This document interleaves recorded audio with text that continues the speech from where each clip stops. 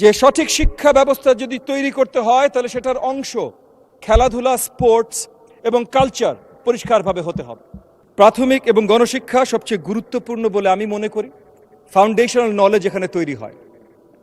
বিগত ২০ বছর ধরে প্রাথমিক শিক্ষায়, গণশিক্ষায় আমরা যেই লেভেলের অরাজকতা দেখেছি সেটা এখন পরিষ্কার যে আমাদের বিশ্ববিদ্যালয়গুলোতে পরীক্ষা দিতে যেয়ে আমাদের শিক্ষার্থীরা পাশ করতে পারে না অনেক জায়গায়। আমাদের পার্শ্ববর্তী দেশ সিঙ্গাপুরে আমাদের এইচএসসি লেভেলকে তাদের সমসমান ক্লাস 6-এর লেভেলের সাথে তুলনা করা হয়। তো সেই জায়গা থেকে আমাদের এখন দায়িত্ব এই জাতিগত ইনভেস্টমেন্টটা ঢালাওভাবে সাজানো।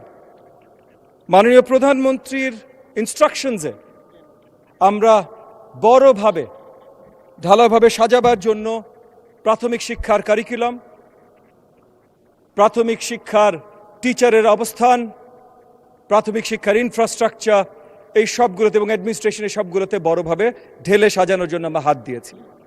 কিন্তু এখানে এত সুন্দর ইনভেস্টমেন্টের পরও যে কাজগুলো আমরা করছি, অনেক সময় আমরা দেখি আমাদের পার্লামেন্টে আমাদের অপোজিশনের যে ভাই ও বোনেরা আছেন তাদের অনেকের মধ্যে থেকে বা পলিটিক্যাল অপোজিশনের অনেকের মধ্যে থেকে অনেক ধরনের আলোচনা আমরা শুনি, যে আলোচনাগুলো আসলে কনস্ট্রাকটিভ না।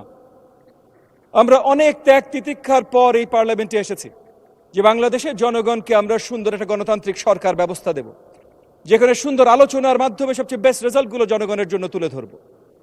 তো সেই জায়গা থেকে মাননীয় প্রধানমন্ত্রী প্রথম থেকে পরিষ্কার করেছিলেন যে সঠিক শিক্ষা ব্যবস্থা যদি তৈরি করতে হয় তাহলে সেটার অংশ খেলাধুলা, স্পোর্টস এবং কালচার পরিষ্কারভাবে হতে হবে। আমরা ইতিমধ্যে ব্যবস্থা শুরু করেছি যে প্রাথমিকে ক্লাস 4-5 থেকেই পুরোপুরিভাবে কালচার শিক্ষার অংশ হবে, স্পোর্টস শিক্ষার অংশ হবে। আমাদের প্রচেষ্টা আছে 8টা খেলা আমরা কম্পালসারি শিক্ষা ব্যবস্থায় ঢুকাবো। শুরুতে আমরা সবগুলো ঢুকাতে পারবো না, 2-3টা দিয়ে আমরা শুরু করব।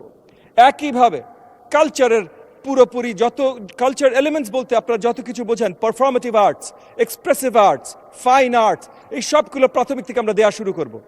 ওটা দুঃখের সাথে আমি আপনাকে বলছি, আজকে এই পার্লামেন্টে, এই মহান পার্লামেন্টে বলতে হচ্ছে মাননীয় ডেপুটি স্পিকার, যে আমাদের পলিটিক্যাল অপোজিশনের মধ্যে অনেকের কাছ থেকে আলোচনা শুরু হয়েছে, নেতিবাচক আলোচনা শুরু হয়েছে আমাদের কালচারাল কারিকুলামে কি আসতে পারে সেটা নিয়ে।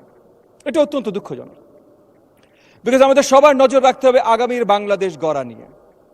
মাঝে মধ্যে আমরা দেখেছি এই মহান পার্লামেন্টে বসেও বা যারা বসেন এদের মধ্যে অনেকে বাইরে যে এমন বক্তব্য রাখেন যেই বক্তব্যগুলো আসলে কোনোভাবেই কোনো ভদ্র সমাজে, কোনো ভদ্র মানুষের মুখে সমীচীন না, একজন পার্লামেন্টের মুখে তো সমীচীন হতেই পারে না। স্পেশালি এমন বক্তব্য এসেছে যে আমাদের নারী পার্লামেন্টারিয়ানদের নিয়ে এত নেতিবাচক বক্তব্য এসেছে যে এই শব্দগুলো আসলে এই সেক্রেট পার্লামেন্টে আমরা উচ্চারণও করতে পারি না। ওই একই জায়গার মনোভাব থেকে, ওই একই নেতিবাচক বা নোংরা মনোভাব থেকে ওই জায়গায় কথা আসে যে কালচারাল এডুকেশন নাকি আমাদের সন্তানদের ভুল পথে নিয়ে যাবে।